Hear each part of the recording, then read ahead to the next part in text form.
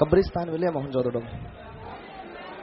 सबको कब्र खोदना, कब्रिस्तान नहीं मिले हैं, सबको जलाया जाता था मोहनजोदड़ो में, दफनाया नहीं जाता था। हाँ मैंने लिखवाया था, हाँ हड़प्पा में है, मोहनजोदड़ो में जलाया नहीं जाता था। आज मैं आपको टॉपिक छोड़ करके आपको मेन बता देता हूं एक दो बातें, ठीक है? बाकी अपने 15 तारीख के बाद में शुरुआत करेंगे। कांस्टेबल वाले हैं क्या इसमें? हाथ खड़ा करो ना। महाराणा प्रताप और महाराणा सांगा, इनमें महाराणा प्रताप, महाराणा सांगा और महाराणा कुंभा, ये तीन है। मैं आज बता देता हूं महाराणा प्रताप के बारे में। लो होता ही बंद कर दो।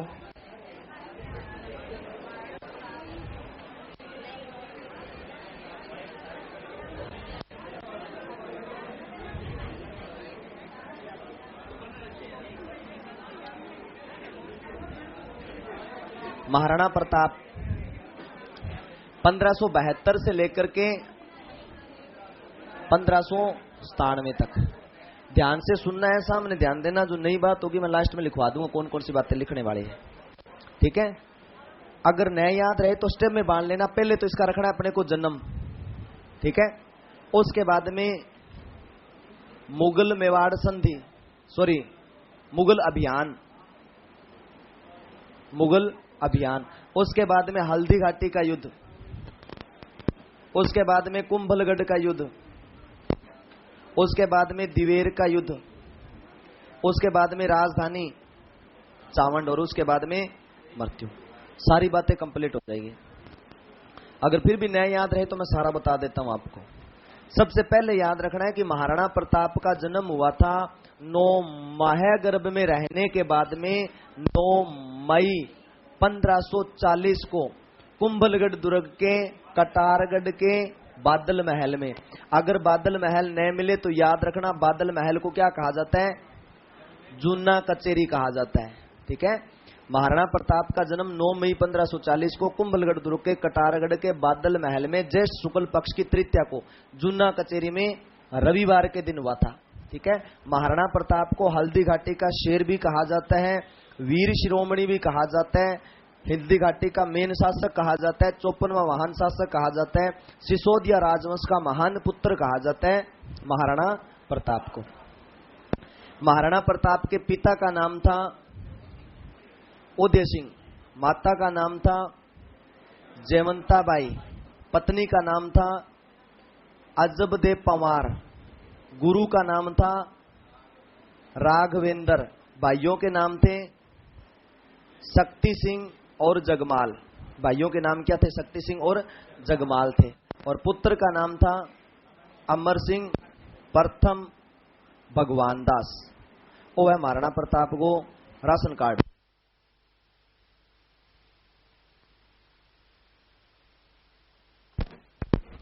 महाराणा प्रताप के पिता का नाम था उदय सिंह, माता का नाम, पत्नी का नाम, गुरु का नाम, भाइयों के नाम, पुत्र का नाम अमर सिंह प्रथम। अब याद रखना कि महाराणा उदय सिंह की जब मृत्यु हुई थी तो महाराणा उदय सिंह जाते जाते महाराणा प्रताप को सत्ता नहीं देकर के गए थे, अपने विरोधी बेटे को देकर के गए थे जिसका नाम क्या था? जगमाल। तो ये भी याद रखना कि महाराणा उदय सिंह ने मेवाड़ सत्ता का अधिकारी किसे बनाया था? जगमाल को बनाया था। लेकिन अखेराज सोनगरा और कृष्ण देव राय के सहयोग से 28 फरवरी होली के दिन 1572 को 32 वर्ष की आयु में गोगुंदा के अंदर महाराणा प्रताप का राज्य अभिषेक हुआ था। प्रश्न सेकंड ग्रेड में आया हुआ है कि महाराणा प्रताप का राज्य अभिषेक कितने वर्ष की आयु में हुआ था?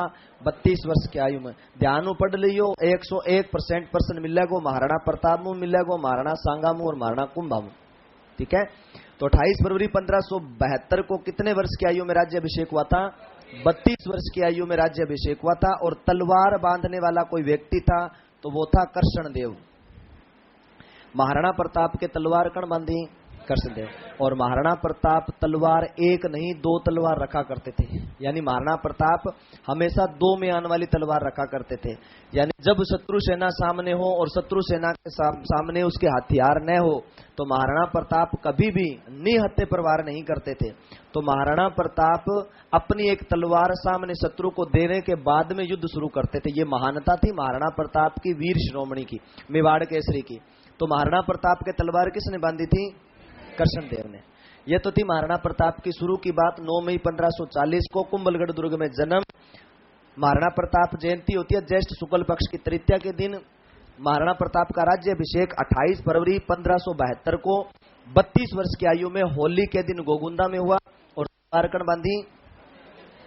अब याद रखना है कि मुगल शासक अकबर के आंख की किरकिरी, एक तो महाराणा प्रताप था और एक कौन था?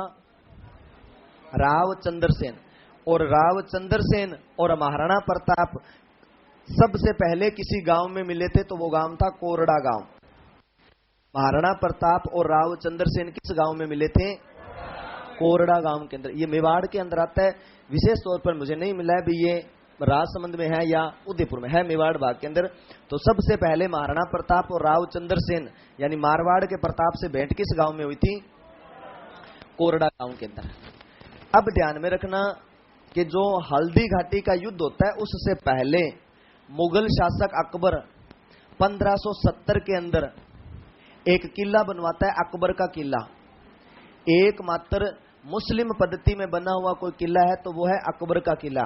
यह किला स्थल दुर्ग की श्रेणी में आता है, ठीक है। और यह किला मुगल शासक अकबर ने समर्पित किया था ख्वाजा मोइनुद्दीन चिश्ती को। किसको समर्पित किया था? ख्वाजा मोइनुद्दीन चिश्ती को। इस अकबर के किले को दौलत खाना भी कहा जाता है, म्यूजियम किला भी कहा जाता है, शस्त्रागार भी कहा जाता है और अकबर का किला भी कहा जाता है। मैगजीन दुर्ग के नाम से भी इसको जाना जाता है। इसी अकबर के किले के अंदर हल्दी घाटी युद्ध की व्यूह रचना रची गई थी। हल्दी घाटी युद्ध की व्यूह रचना तो रची गई थी अकबर के किले में, लेकिन हल्दी घाटी युद्ध का अभ्यास मानसिंह की सेना ने मांडलगढ़ में किया था। मानसिंह की सेना ने युद्ध का अभ्यास किस दुर्ग में किया था? मांडलगढ़ भीलवाड़ा। लेकिन महाराणा प्रताप की सेना का युद्ध अभ्यास तथा व्यूह रचना किस दुर्ग में रची गई थी? कुंभलगढ़ दुर्ग राजसमंद में। तो याद रखना महाराणा प्रताप के खिलाफ हल्दी घाटी युद्ध की व्यूह रचना अकबर के किले में और अभ्यास किस में किया गया था? मांडलगढ़ दुर्ग भीलवाड़ा में। इसके जस्ट बाद में याद रखना है कि इसी दुर्ग के अंदर अंग्रेज अधिकारी आया था 1616 के अंदर, सर टॉमस रो। वो मिलने के लिए जहांगीर से नहीं आया था बल्कि मिलने के लिए आया था नूरजहां मेहरुनिसा से। बिंठा वो भाई जी की तो चाल है कौन नहीं, चाल की किंगी नूरजहां की। तो सर टॉमस रो जहांगीर से मिला था किस किले के अंदर? अकबर के किले के अंदर। 1613 में आया था ये मुगल शासक अकबर के अपने मुगल शासक जहांगीर। इसी दुर्ग में कौन सी रचना रची गई थी? हल्दी घाटी युद्ध की व्यूह रचना। उसके बाद में महाराणा प्रताप के खिलाफ मुगल शासक अकबर ने पृथ्वीराज राठौड़ से कहा कि अगर मेरे सामने महाराणा प्रताप झुकता है तो मैं भारत के आधे साम्राज्य का वारिस बना दूंगा। किसे? महाराणा प्रताप को। लेकिन रहना मेरे ही अधीन पड़ेगा। लेकिन ये ऑफर भी ठुकरा दिया था महाराणा प्रताप ने, ठीक है। अब याद रखना है कि महाराणा प्रताप के पास में 4 संधि प्रस्ताव भेजे जाते हैं और मैंने कल भी शायद बात बताई थी कि जहां पर 4 की बात आई वो सबसे महत्वपूर्ण है। भाटो जमा भाटो जमा भग सेकेंड ग्रेड 2007 में ये क्वेश्चन निकला हुआ है। जय मणजगो ये पहला अभियान था इसका 1572 के अंदर। पहला अभियान जाएगा 1572 में, बाकी सारे के सारे प्रस्ताव जाएंगे 73 में। मानसिंह, भगवंत दास और टोडरमल ये प्रस्ताव जाएंगे 73 के अंदर। और अपने लिए सबसे महत्वपूर्ण है ये मानसिंह कि मुगल शासक अकबर के कहने पर वचन देकर के निकला था मिर्जा राजा मानसिंह, कुंवर मानसिंह कि मैं महाराणा प्रताप को आपके अधीन ला करके रहूंगा। तो जब गुजरात अभियान से लौट रहा था मिर्जा राजा मानसिंह या कुंवर मानसिंह, तो डूंगरपुर के राजा आसकरण को पराजित करके मुगलों की अधीनता स्वीकार करने के बाद में आसकरण को पराजित करके महाराणा प्रताप से मिलने के लिए जाता है, लेकिन महाराणा प्रताप मान सिंह से नहीं मिलना चाहते, क्योंकि महाराणा प्रताप ने जिम्मेदारी दे दी थी अपने बेटे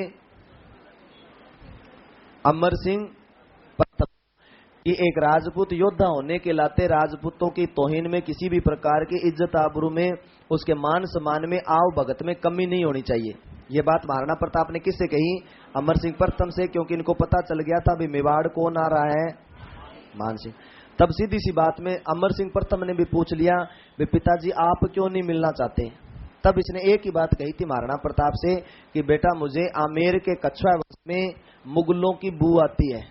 बस इस बात से समझ चुका था अमर सिंह प्रथम कि पिताजी इसके साथ में क्यों नहीं मिलना चाहते। तो महाराणा प्रताप के बेटे अमर सिंह प्रथम से कौन मिला था? मान सिंह मिला था। अब जहां पर मिला तो वहां पर मान सिंह ने पूछा भी आपके पिता कहाँ हैं? तो अमर सिंह प्रथम ने बहाना बनाया भी पिताजी का स्वास्थ्य खराब है, वो आपसे नहीं मिल सकते। फिर इसने वेट किया भी थोड़ा देर विश्राम करेंगे तब मिल लेंगे। तो शाम ढल चुकी थी और शाम होते होते अच्छे भोजन का आयोजन कराया गया। कोई घर पे मेहमान आता बना हुआ, यहाँ पर सीरो, खीर, चावल, ठीक है ना, वे तो कई बार सूजी को बना दिया, देसी घी वे तो ठीक है, डाल दो धक्को, डाल दो ना वे तो तेल को बना दो। तो मान सिंह तो आओ भगत की गई वहां पर। अब क्या हुआ, शाही भोजन का आयोजन किया जाता है, शाही पनीर, मटर पनीर वगैरह लगा दी। अब मान सिंह ने फिर जिद कर ली कि महाराणा प्रताप को बुलाओ, उनके साथ में खाना खाएंगे। तो यहाँ पे समझाया अमर सिंह प्रथम ने भी बंग ठीक को नहीं आस करने। फिर जिद कर ली कि नहीं मैं तो खाना बिंग से खासू। तो अमर सिंह प्रथम ने रीस आ गई, क्या अच्छो आदमी है यार तू, खाने में तो तू खा ले, पापा का भी तो टिक्को लगा रहे, डॉक्टर का आराम करना है, कौन ही आस कहने भाई, अब दवाई ली है। तो ये जिद कर ली मान सिंह ने और कह दिया भी एक राजपूत योद्धा होने के नाते आप राजपूतों की तौहीन कर रहे हो, मेरे मान और सम्मान के साथ में खिलवाड़ कर रहे हो, मेरी इज्जत आबरू का आप ध्यान नहीं रख रहे। तो काफी देर वार्तालाप चलती है, राजमहल के बीच में महाराणा प्रताप था और अब मान सिंह अमर सिंह प्रथम के साथ में वार्तालाप। तब दुखी कर लेता है मान सिंह महाराणा प्रताप को। तब महाराणा प्रताप निकल करके सामने आ जाते हैं, किसके? तब इसको समझाया कि आप कौन से मान और सम्मान की बात कर रहे हो। उस समय आपका मान और सम्मान कहां पे था? जब आपने अपनी बेटियों का हाथ मुगलों के हाथ में सौंपा था, तब क्या आपका मान और सम्मान कम नहीं हुआ था? तब आपकी इज्जत आबरू कहां पे चली गई थी, जो अब आप भौंक रहे हो कि हमारे मान सम्मान में आप कमी कर रहे हो? तब शर्मिंदा हुआ था यहां पर मान सिंह, क्योंकि उसके पास में कोई जवाब नहीं था इस बात का। फिर मान सिंह ने बड़े प्रेम से कहा कि महाराणा, मेवाड़ में भलाई इसी की है कि यहाँ पे कोई रक्तपात न हो, आप मुगलों की अधीनता स्वीकार कर लो। तब महाराणा प्रताप ने साफ कह दिया मान सिंह से कि कुंवर मान सिंह, हम आमेर के कछुआ वंश की गुलामी कर लेंगे, हम आपके अधीन रह करके राज सत्ता चला लेंगे, आप अपने जो आमेर की सत्ता है वो यहां पर लाकर के प्रतिस्थापित कर लो, हम आपके सामंत बनकर के जीवन यापन करना शुरू कर देंगे, लेकिन मुगलों की गुलामी हम कतई स्वीकार नहीं करेंगे। तो फिर काफी देर तक वार्तालाप चलती रही, महाराणा प्रताप मान सिंह को समझाता रहा, मान सिंह महाराणा प्रताप को समझाता रहा। तब महाराणा प्रताप को पता चल गया भाई ये बंदा मानने वाला नहीं है। तब महाराणा प्रताप ने एक ही बात में बात निबेड़ दी सारी कि सुन कुंवर मान सिंह, हम सिसोदिया राजवंश के लोग आमेर के कछुआ वंश की तरह अपनी बेटी और रोटी के टुकड़े नहीं करते। हम सिसोदिया वंशीय राजपूत लोग आमेर के कछुआ वंश की तरह अपनी बेटी और रोटी के टुकड़े नहीं करते, तो आप सह समान जा सकते हैं। इतो की और आग लागी मान से, अब गाल काट दी न, अब ठंडा गाल काटा जदी दुरुत हुई, क्योंकि सगली बात यह कस आगे ठोक दी। अब ये जाते जाते चैलेंज करके चला गया कि अब अगर भेंट होगी महाराणा, तो अपनी भेंट सिर्फ युद्ध के मैदान में होगी। तो महाराणा प्रताप ने भी कह दिया भी ये मैं ऑफर स्वीकार करता हूं कि मैं भी वेट कर रहा हूं, आप आओ, युद्ध के लिए हम आमंत्रित हैं। अब मान सिंह जैसे शिविर से बाहर निकला तो बाहर एक द्वारपाल खड़ा था, कहीं ना रे मान सिंह पहुंची होगा के को कब कल एकलो ना आई तेरे फुंपन सागे ले फुंपो कुणो मुगल शासक अकबर। अब लाल पीड़ो हो रहे हो, गाल हो रहे, टमाटर जो लाल, तो कितनी बेइज्जती हुई। अब ये पहुंच गया कहां पे? मुगल दरबार के अंदर। तो याद रखना 4 संधि प्रस्ताव जमा भाटो, जलाल खां, मान सिंह, भगवंत दास और टोडरमल। 4 संधि प्रस्ताव, पहला जलाल खां, दूसरा मान सिंह, बाद में भगवंत दास, बाद में टोडर में 4 संधि प्रस्ताव भेजे गए, चारों संधि प्रस्ताव ठुकरा दिए महाराणा प्रताप ने। अब युद्ध होना तय हो गया था। कौन सा युद्ध? सबसे पहले याद रखना हल्दी घाटी के बारे में कि हल्दी घाटी का युद्ध हुआ कब था? 18 जून 1576 को। ठीक है। गोपीनाथ शर्मा और हिंदी साहित्यकारों के अनुसार यह युद्ध हुआ था 21 जून 1576 को। उसी प्रकार खानवा का युद्ध कब हुआ था? 17 मार्च 1527 को। और स्पेशल नाम देकर के पूछे कि कवि राजा श्यामल दास के अनुसार युद्ध कब हुआ था? याद रखो ना, कवि राजा श्यामल दास के अनुसार युद्ध कब हुआ था? 16 मार्च 1527 को हुआ था। ठीक है। अब याद रखने हल्दी घाटी के सर्वप्रथम अपने को उपनाम, हो सकता है कांस्टेबल में आपको उपनाम ही मिले। ठीक है।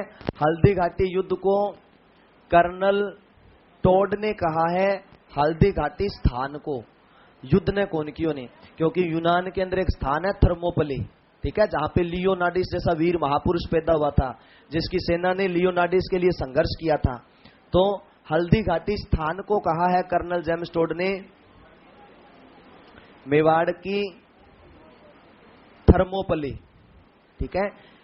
अबुल फजल ने इस युद्ध को कहा है खमनोर का युद्ध। अबुल फजल ने इस युद्ध को नाम क्या दिया है? खमनोर का युद्ध। तो याद रहे बनास नदी का उद्गम भी खमनोर की पहाड़ियों से होता है। बनास नदी का उद्गम भी खमनोर की पहाड़ियों से होता है। इसके अलावा बंदा गंदा है, जिसने गंदे गंदे काम किए थे। बंदा गंदा यानी बंदायूनी ने मुंतखब उत तवारीख में युद्ध को नाम क्या दिया था? गोगुंदा का युद्ध। यानी बंदायूनी की पुस्तक है जिसका नाम है मुंतखब उत तवारीख, और इसमें इसने युद्ध को नाम क्या दिया था? गोगुंदा का युद्ध। तो याद रहे बेगो बेगो चाल। बेड़च नदी का उद्गम भी कहां से होता है? गोगुंदा की पहाड़ियों से। बाद में इसका नाम हो जाता है आयड़। ठीक है। आयड़ या बेड़च नदी। तो अबुल फजल ने खमनोर का युद्ध, बंदायूनी ने कहा था गोगुंदा का युद्ध। तीनों क्वेश्चन पेपर में आ चुके हैं। ठीक है। अब जो उपनाम नहीं पूछे गए हल्दी घाटी युद्ध में, वो याद रखना कि हल्दी घाटी स्थान को कहा जाता है बादशाह। हल्दी घाटी स्थान को क्या कहा जाता है? बादशाह बाग कहा जाता है। हल्दी घाटी युद्ध को आसिफ खान ने कहा था जिहाद का युद्ध। आसिफ खान ने कौन सा नाम दिया था? जिहाद का युद्ध, धर्म के लिए युद्ध। ठीक है। इसके अलावा इस युद्ध को कहा जाता है रक्त तलाई का युद्ध। इसके अलावा इस युद्ध को कहा जाता है पीली माटी का युद्ध।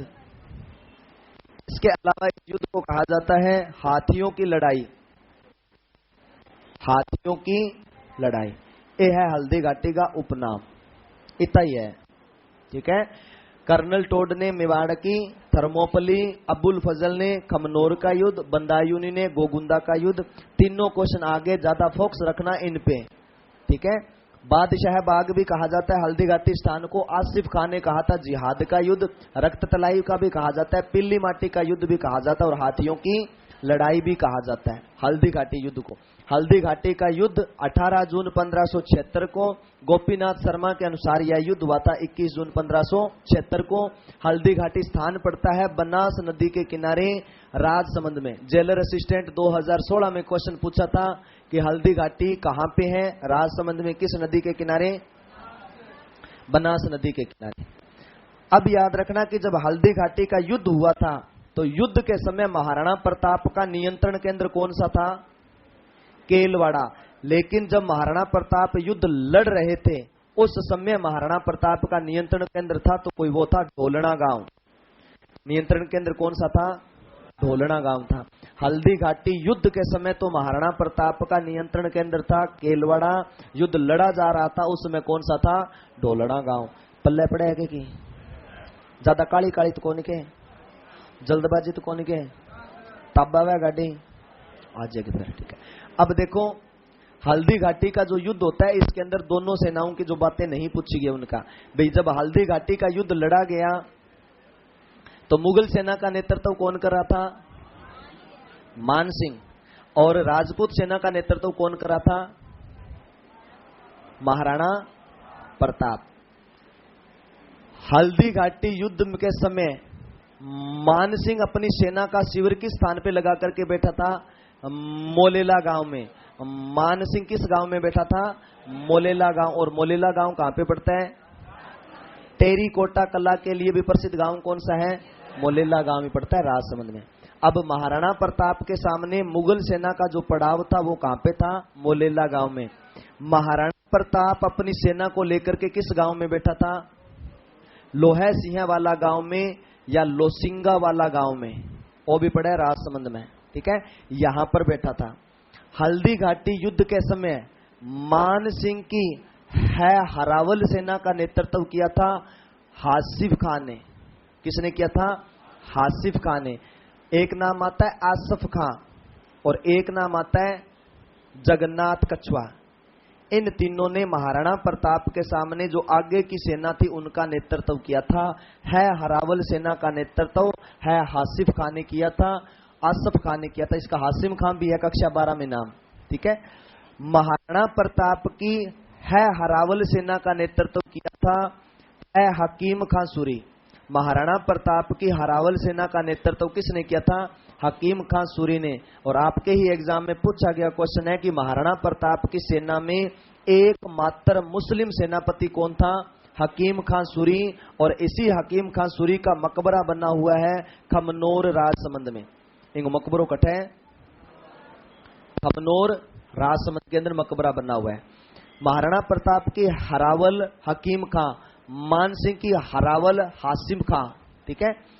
महाराणा प्रताप भील सेना का नेतृत्व कर रहा था, वो था राणा पुंजा। ये कांस्टेबल 2014-15 के अंदर जो पेपर हुआ था उसमें आया था ये क्वेश्चन कि महाराणा प्रताप की भील सेना का नेतृत्व किसने किया था? राणा पुंजा ने। तो एक नाम और याद रखना, गुरु गोविंद गिरी का एक शिष्य था, उसका नाम भी था पुंजागिरी। और एक विजय स्तंभ बताया था, कीर्ति स्तंभ, विष्णु ध्वज, भारतीय देवी देवताओं का विश्व कोष, मूर्ति कोल, भव्य चित्रशाला, विक्ट्री टावर, कुतुब मीनार से सब सर्वश्रेष्ठ इमारत, रोम के टार्जन से तुलना, ठीक है। तो उस विजय स्तंभ का जो शिल्पी था उसका भी एक नाम था जेता नापा पुंजा। बिंगु ये के नाम हो? पुंजा था उसका नाम, ठीक है। तो महाराणा प्रताप की हरावल सेना का नेतृत्व हकीम खान ने किया और भील सेना का नेतृत्व किसने किया था? राणा पुंजा ने। अब याद रखना कि मुगल सेना के अंदर जो हाथी थे उनका नाम क्या था? मुगल सेना के अंदर जो हाथी था उसका एक तो नाम था मर्दाना, जो मान सिंह का हाथी था। तो याद रखना गुरु नानक देव जी के शिष्य का नाम भी क्या था? मर्दाना था। गुरु नानक देव जी के शिष्य का नाम क्या था? मर्दाना। दूसरे हाथी का नाम था हवाई, और ये हवाई किसका हाथी था? मुगल शासक अक्को हवा गोरे एक दिन पक्को ही पर्सन, ठीक है। मुगल शासक के हाथी का नाम क्या था? अकबर। एक हाथी और था, उसका नाम था गजमुक्त। ये तो थे मुगल सेना के अंदर हाथी। मुगल सेना का नेतृत्व कौन कर रहा था? मिर्जा राजा मानसिंह। अब महाराणा प्रताप के हाथियों के नाम राम प्रसाद, पीर प्रसाद, गजमुक्त, गज प्रसाद, लूणा। ये हाथी किसकी सेना में थे? महाराणा प्रताप की सेना में। अब याद रखना यहां पर क्वेश्चन कि महाराणा प्रताप ने मुगल सेना को कुचलने के लिए सर्वप्रथम किस हाथी को भेजा था? किन भेजो? राम प्रसाद ने, ठीक है। घर आगे नंबर और जोड़ोगा फिर, वो तो सही है, राम प्रसाद ये थोक, ठीक है। सबसे प्लस पॉइंट होगा अगर ये क्वेश्चन आ गया तो, ठीक है। यानी महाराणा प्रताप ने सबसे पहले राम प्रसाद को नहीं भेजा था, किस हाथी को भेजा था? लूणा को, जो बहादुरी के साथ में लड़ता हुआ मारा गया। उसके बाद में गया था राम प्रसाद, और इसको 7 हाथियों को इसने कुचल दिया था। और 7 हाथियों के सहयोग से, 14 महावतों की सहयोग से इस हाथी को गिरफ्तार किया जाता है, राम प्रसाद को।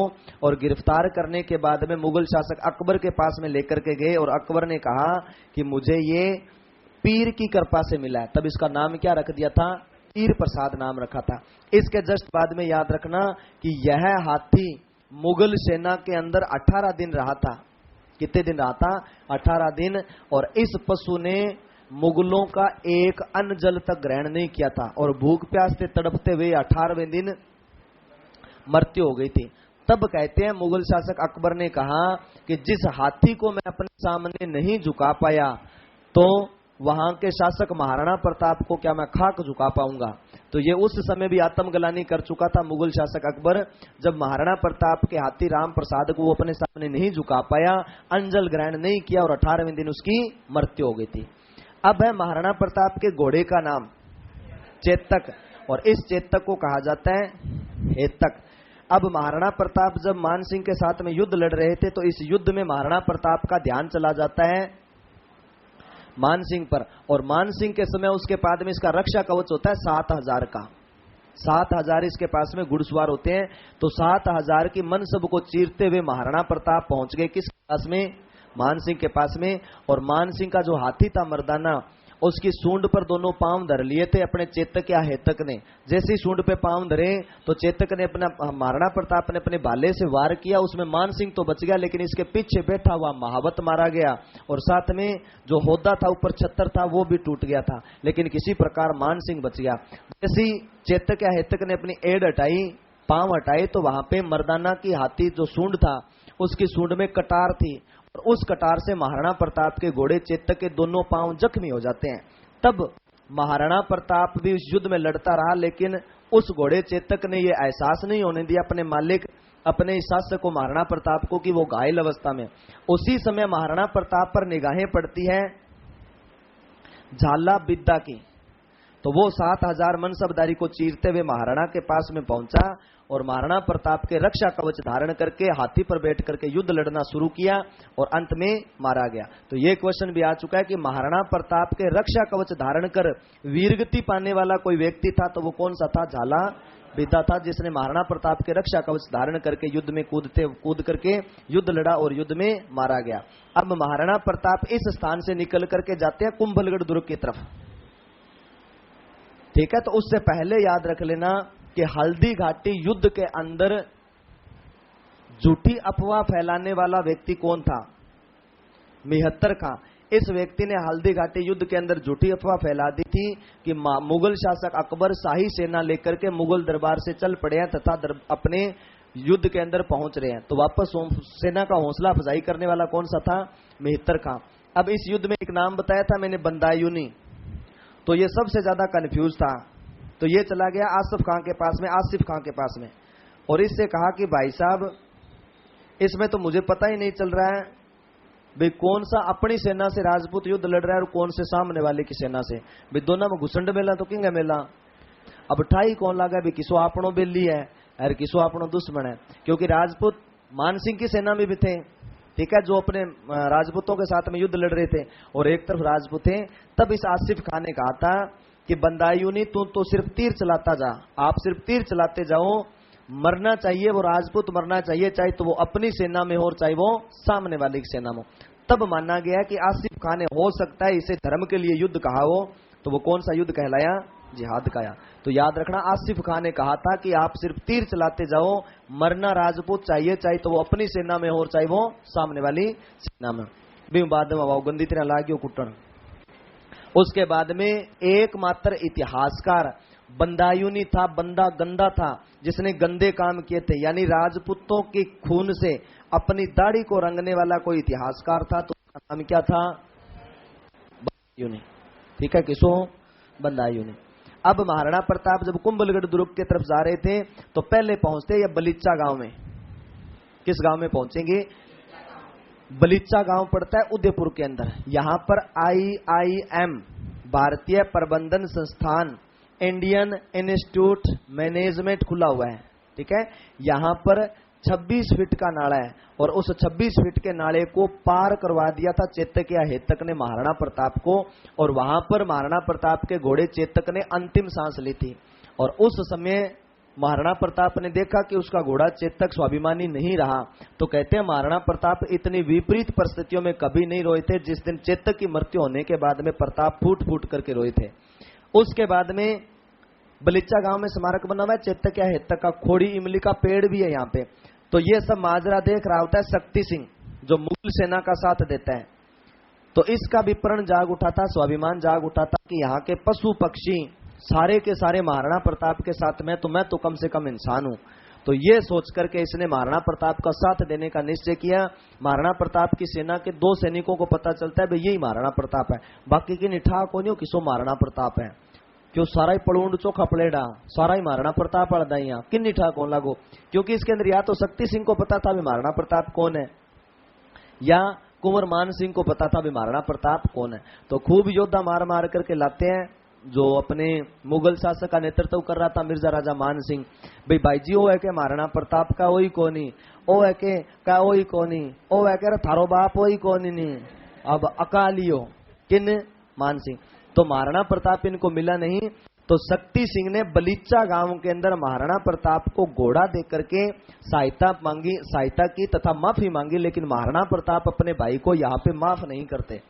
फिर महाराणा प्रताप को घोड़ा दिया तो जाते वक्त कुंवर शक्ति सिंह ने कह करके गया था कि भैया अगर मैं जिंदा रहा तो इस बार युद्ध लड़ूंगा मुगलों के साथ में, और एक दिन स्वाभिमानी बन करके आपके साथ गले लगने के लिए मैं एक दिन जरूर पहुंचूंगा। तो यहां से ये कह करके महाराणा प्रताप से शक्ति सिंह निकले नहीं, उससे पहले इस घोड़े पर सवार होकर के महाराणा प्रताप यहां से कुंभलगढ़ की तरफ रवाना हो चुके थे।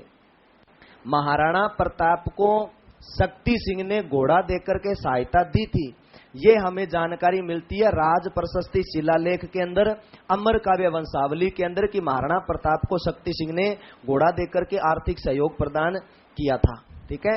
दूसरी बात कि हल्दी घाटी युद्ध में महाराणा प्रताप हारा था या जीता था, तो गोपीनाथ शर्मा ने इस युद्ध को अनिर्णायक युद्ध कहा था, लेकिन अपनी जो ऑथेंटिक गाइड है कक्षा 12 इतिहास अपने हम महाराणा प्रताप, उसके अंदर लिखा गया पेज नंबर 75 पर लेफ्ट साइड के अंदर उस पर साफ लिखा गया कि इस युद्ध के अंदर पासा महाराणा प्रताप की तरफ था, यानी इस युद्ध में कौन जीते थे, महाराणा प्रताप जीते थे। तो याद रखना, यहां से निकल करके बलीचा गांव, और बलीचा गांव से निकल करके महाराणा प्रताप कुशल कहां पे पहुंच गए, यहां पर महाराणा प्रताप का 1578 के अंदर दूसरी बार राज्याभिषेक होता है।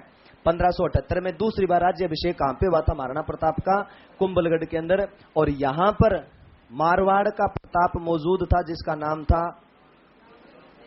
राव चंद्रसेन। ठीक है। तो महाराणा प्रताप का जब राज्याभिषेक हुआ तो उसमें मारवाड़ का प्रताप कौन सा मौजूद था, राव चंद्रसेन था। अब यहां पर ध्यान में रखना कि महाराणा प्रताप जब कुंभलगढ़ दुर्ग में पहुंचे, राज्याभिषेक हो गया, तो मुगल शासक अकबर को इस बात का पता चल गया था। तो मुगल शासक अकबर ने 3 अभियान भेजे थे, उसको बोलते अपने कुंभलगढ़ का युद्ध। कौन सा युद्ध बोलते हैं,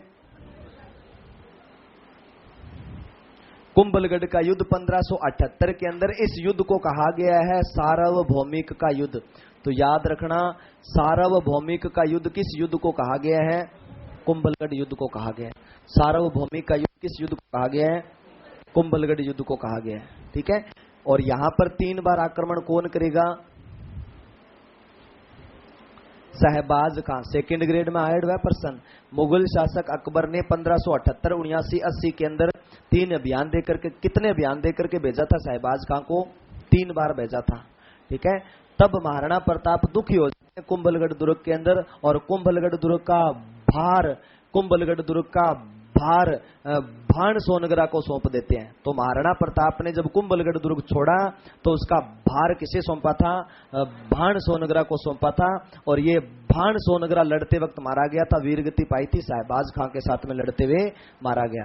अब महाराणा प्रताप ने कुंभलगढ़ दुर्ग छोड़ दिया, तो महाराणा प्रताप ने किस पहाड़ियों में रहकर के मुगलों के साथ में संघर्ष किया था, छाछन की पहाड़ियों में रहकर के महाराणा प्रताप ने मुगलों के साथ में संघर्ष किया। ठीक है। अब 1580 तक पहुंचे तो महाराणा प्रताप के पास में कहते हैं कि धनराशि जो थी वो समाप्त हो चुकी थी, और यहां पर आते आते मुगल शासक अकबर को पत्र लिख देते हैं महाराणा प्रताप। ठीक है, कि मैं आपकी अधीनता स्वीकार करने के लिए तैयार हूं। तब महाराणा प्रताप ने पत्र लिखा तो अकबर भी सोच नहीं पाया था भी ये पत्र महाराणा प्रताप का क्या, क्योंकि उसने उस हाथी को देख करके भी अंदाजा लगा लिया था भी मैं सभी को झुका सकता हूं, लेकिन महाराणा प्रताप को झुकाना मेरे बस की बात नहीं है। तो अकबर ने पत्र लिख दिया महाराणा प्रताप को, और पत्र पहुंच गया किसके पास में, अकबर के पास में, महाराणा प्रताप का पत्र। और जब ये पत्र पढ़ा तो भाग करके ये पहुंचा किसके पास में? पित्तल के पास में। पित्तल कौन था?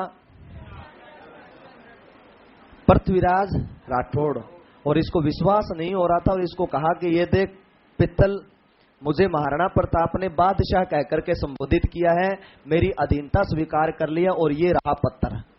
तब यहां पर पृथ्वीराज राठौड़ ने जब पत्थर देखा भी है तो महाराणा प्रताप का ये, तो फिर भी इसने झूठ बोला कि मुगल शासक ये महाराणा प्रताप का पत्थर नहीं है।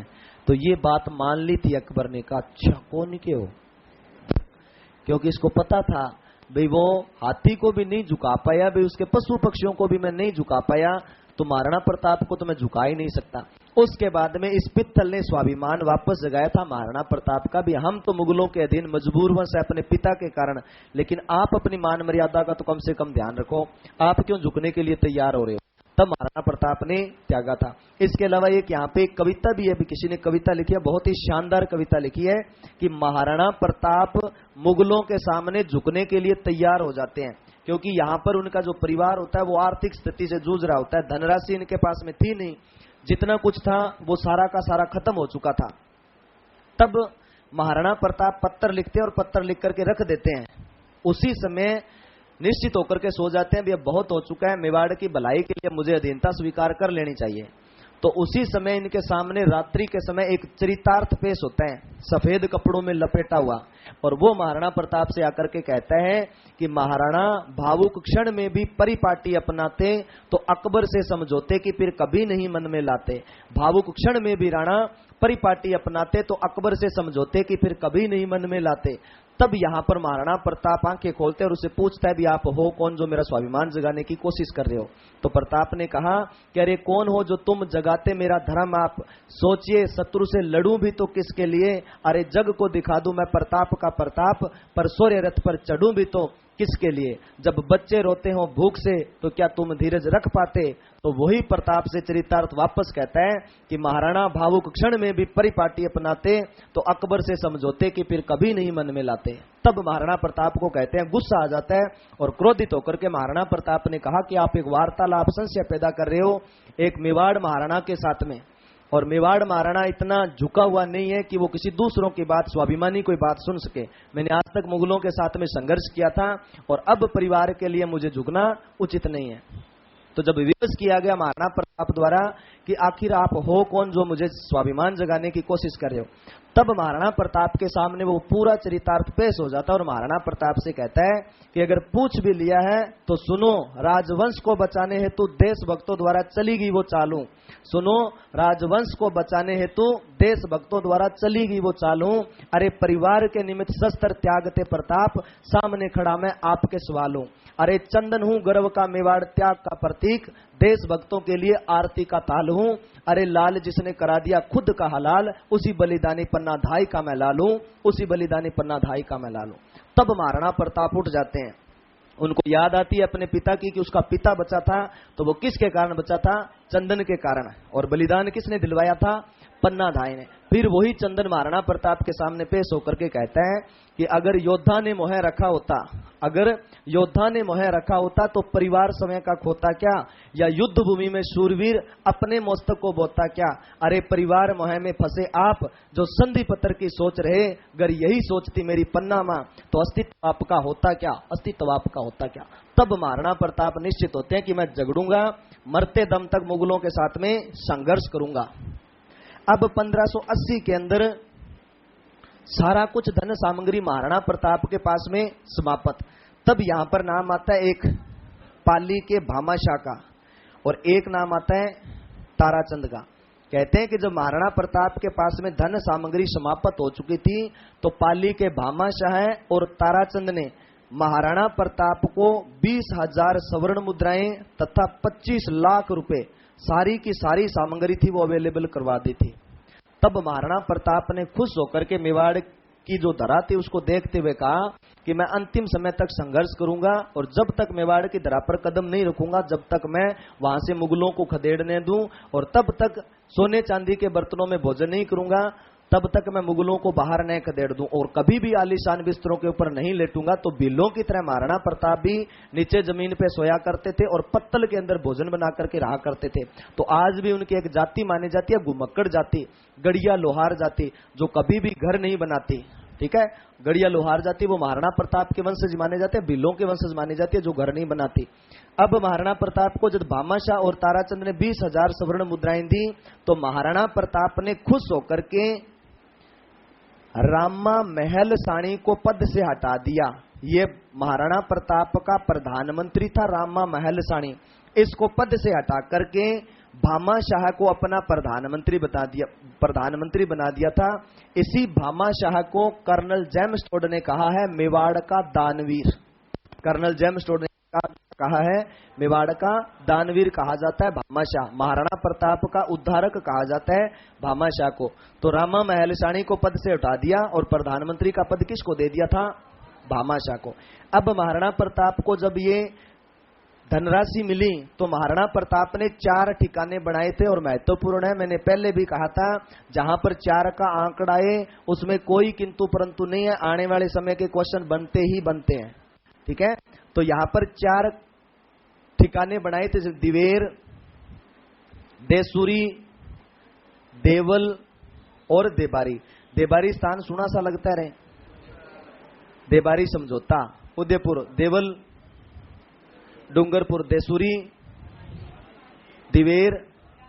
अगर ये 4 ठिकाने देख करके पूछे आपसे कि महाराणा प्रताप का प्रमुख ठिकाना कौन सा था, तो याद रखना महाराणा प्रताप का प्रमुख ठिकाना कौन सा था?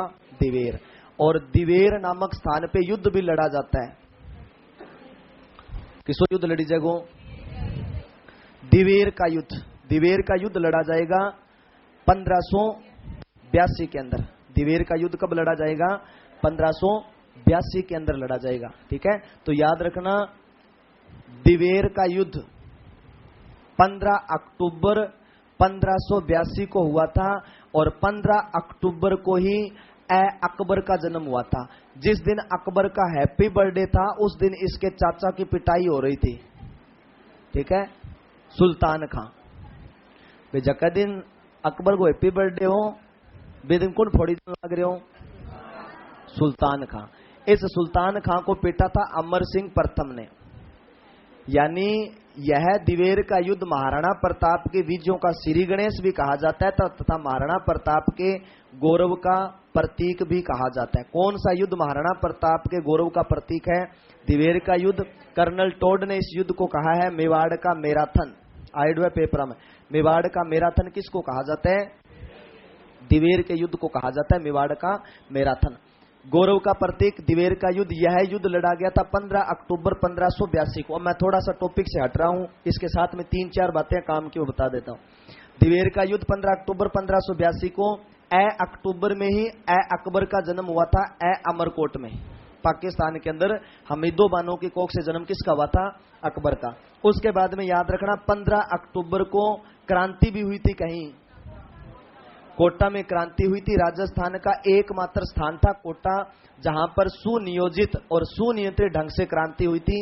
यहां पर क्रांति लाला जयदयाल, रिसालदार मेहराब खां के नेतृत्व में क्रांति हुई और इन्होंने यहां पर मेजर बर्टन के पुत्र फ्रैंकर ऑर्थर तथा डॉक्टर सैंडलर व कोटम की हत्या कर दी थी तथा मेजर बर्टन के सर को काट करके भाले पर रख करके पूरे कोटा भाग के अंदर घुमाया था और उसके बाद में लाला जयदयाल, रिसालदार मेहराब खां को भी तोप से उड़ा दिया गया। कोटा का शासक था राम सिंह। उस राम सिंह की सहायता करने के लिए, अंग्रेजों का सहयोग देने के लिए करौली का राजा निकल करके आया था जिसका नाम था मदनपाल। उसने अंग्रेजों का सहयोग प्रदान किया करौली के राजा मदनपाल ने, और अंग्रेजों ने खुश होकर के मदनपाल को GCI grand commander state of India की उपाधि तथा तोहफों की सलामी बढ़ा करके कर दी थी। पहला 13 थी, बाद में 17 कर दी थी। और जो राम सिंह था कोटा का शासक, उसकी तोहफों की सलामी पहले 17 थी और घटा करके कितनी कर दी थी? 13। तो राजस्थान का एकमात्र स्थान जहां पर 15 अक्टूबर को क्रांति हुई, सुनियोजित सुनियत ढंग से क्रांति हुई, वो स्थान कौन सा था? कोटा। तो 15 अक्टूबर को क्रांति हुई थी कहां पे? कोटा के अंदर। इसके जस्ट बाद में याद रख लेना, एक दिन पहले 14 अक्टूबर जाखड़ समाज के कुल देवता बिग्गा जी तो बिग्गा जी का मेला भी कब भरता है? 14 अक्टूबर को। तो 15 अक्टूबर 1582 को दिवेर का युद्ध हुआ। इस युद्ध के अंदर महाराणा प्रताप जीत गया, सुल्तान का मारा गया। महाराणा प्रताप के बेटे अमर सिंह प्रथम ने इतना जबरदस्त वार किया सुल्तान खान पे कि एक भाले से 3 शिकार, यानी एक भाले से सुल्तान खान को चीरता हुआ, घोड़े को चीरता हुआ भाला जमीन में धंस गया था। और ये स्टेचू आप उदयपुर चित्तौड़गढ़ में देख सकते हो। वो स्टेचू किसका है? अमर सिंह प्रथम का। कि अमर सिंह प्रथम सुल्तान खान पे वध करते हैं और सुल्तान खान को चीरते हुए भाला, घोड़े को चीरते हुए भूमि में धंसा हुआ दिखाया गया। वो यशोगाथा किसकी है? अमर सिंह प्रथम की। इसके बाद में 36 चौकियों पर कब्जा कर लिया था महाराणा प्रताप ने। इस युद्ध के बाद में मुगलों की कितनी चौकियों पर कब्जा कर लिया था? 36 चौकियों पर। और 36 चौकियों पर कब्जा किया तो याद रखना 36 नियम किस संप्रदाय के हैं? 36 द्वीप कहां पे है? लक्षद्वीप के अंदर। द्वीपों का द्वीप किसे कहा जाता है? किसको कहा जाता है? बांसवाड़ा शहर को द्वीपों का शहर कहा जाता है। ठीक है। 36 किलोमीटर दीवार की लंबाई, कुंभलगढ़ दीवार की लंबाई। ठीक है। और 36.5 मीटर किसकी ऊंचाई है? विजय स्तंभ की। ठीक है। 122 फीट ऊंचा जो विजय स्तंभ है, अगर वो मीटर में पूछ ले तो याद रखना 36.5 मीटर ऊंचा है। ठीक है। अब लास्ट बात, 3 बार शहबाज खान को भेजा गया, चौथी बार भेजा था अब्दुल रहीम खाने खाना को। किसको भेजा? अब्दुल रहीम खाने खाना को भेजा महाराणा प्रताप के पास में। वो एकलो को गयो नहीं। ठीक है। टाबरिया जिता लुगावड़ता सागर ले गयो का मरस्या सागत मरस्या। ठीक है। तो परिवार ने टाबरा टूबरा सागे चक्के फिरो रखा शेरपुर में। उस समय पता गया था अमर सिंह प्रथम को। तो अमर सिंह प्रथम ने अब्दुल रहीम खाने खाना के परिवार को बंदी बना लिया था, पूरे परिवार को। किसने? अमर सिंह प्रथम ने। जैसे ही इसने बंदी बनाया तो इस बात का पता चल चुका था महाराणा प्रताप को। तो कहते हैं पहली बार महाराणा प्रताप अपने बेटे पे क्रोधित होते हैं कि यह काम किसी के बाल बीवी बच्चों को पकड़ना यह कायरता की निशानी है।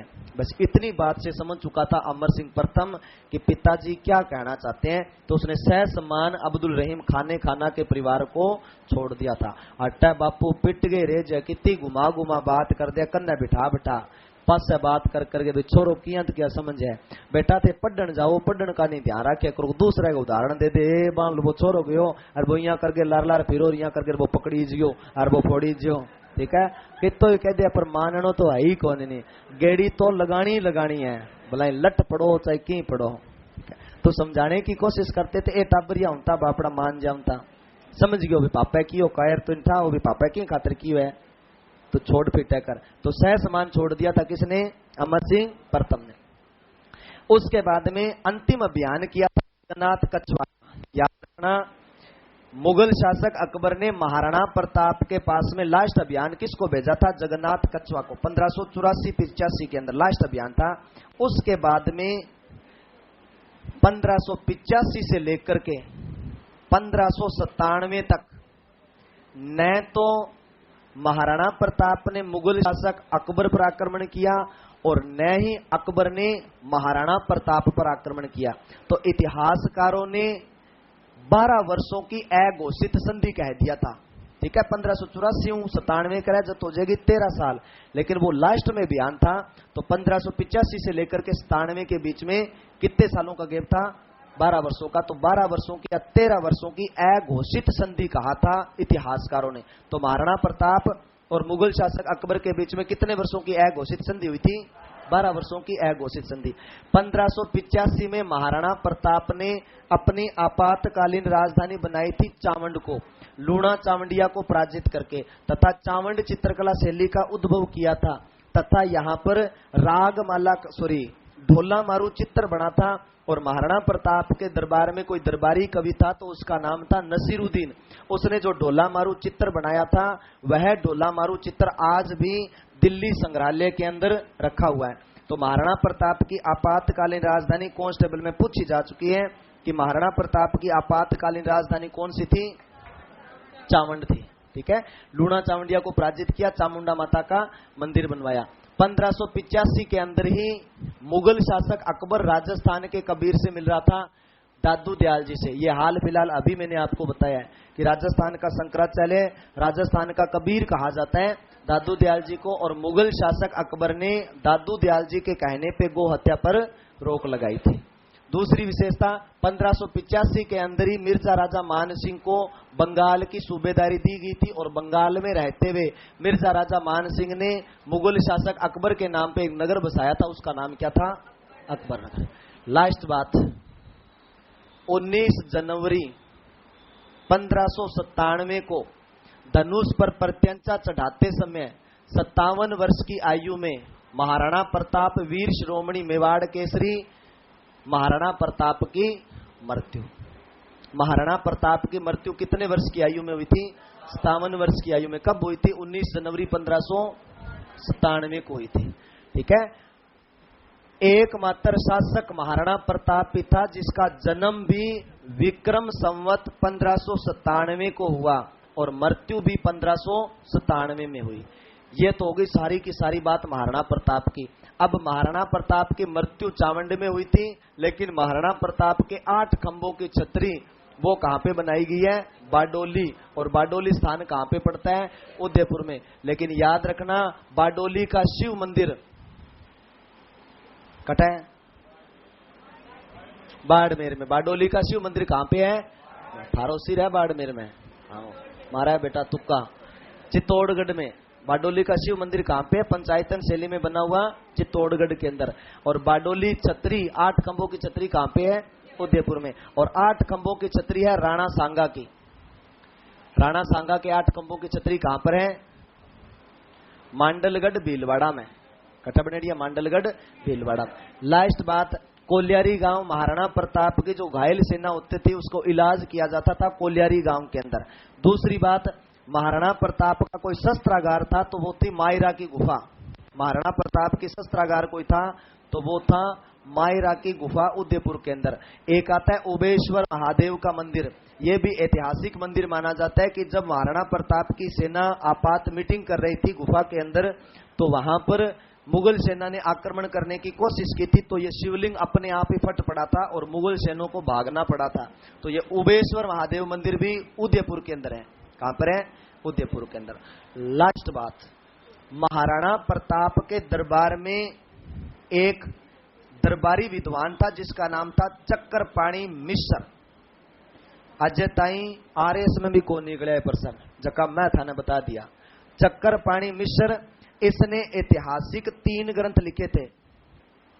एक ग्रंथ तो था इसका विश्व वल्लभ, एक ग्रंथ था शुभ मुहूर्तमाला, शुभ मुहूर्तमाला, और एक ऐतिहासिक ग्रंथ था वो था राज्याभिषेक पद्धति। राज्य अभिषेक पद्धति। एक और दरबारी विद्वान था जिसका नाम था हेमरतन सूरी, और इस हेमरतन सूरी का भी एक ऐतिहासिक ग्रंथ था गोरा बादल पद्मनी चौपाई। गोरा बादल पद्मनी चौपाई। लास्ट क्वेश्चन एक और, 1967 के अंदर क्या हो गया? बस लास्ट ही है ना, चिंता करो। 1967 के अंदर महाराणा प्रताप पर 15 पैसे का डाक टिकट भी जारी हुआ है। कितने पैसे का? 15 पैसे का डाक टिकट जारी। लास्ट बात, राजस्थान का सांप्रदायिक सद्भावना की दृष्टि से भरा जाने वाला दिया जाने वाला पुरस्कार कौन सा है? हकीम खां सूरी सम्मान। ठीक है। राजस्थान का खेल के क्षेत्र में दिया जाने वाला कोई सर्वोच्च सम्मान है, वो है महाराणा प्रताप खेल रत्न पुरस्कार। और सांप्रदायिक सद्भावना की दृष्टि से दिया जाने वाला पुरस्कार है वो कौन सा है? हकीम खां। और दानदाताओं को कोई दिया जाने वाला पुरस्कार है तो वो कौन सा है? भामाशाह पुरस्कार। हो गया महाराणा प्रताप। ठीक है, पक्को